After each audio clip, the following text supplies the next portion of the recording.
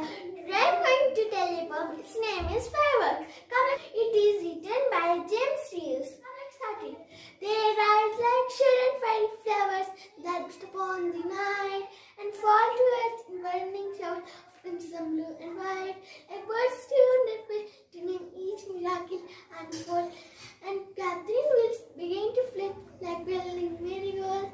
Rockets and Roman candles make the architecture of the sky. And their magic tree, their petals shake up each gazing eyes. Thank you. They rise like sudden, fiery flowers that burst upon the night.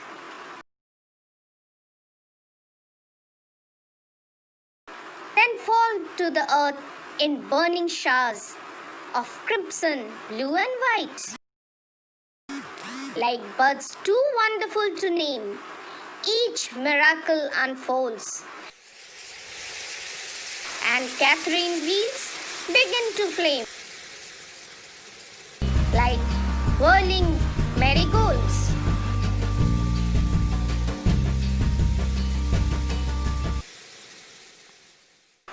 Rockets and Roman candles make an orchard of the sky,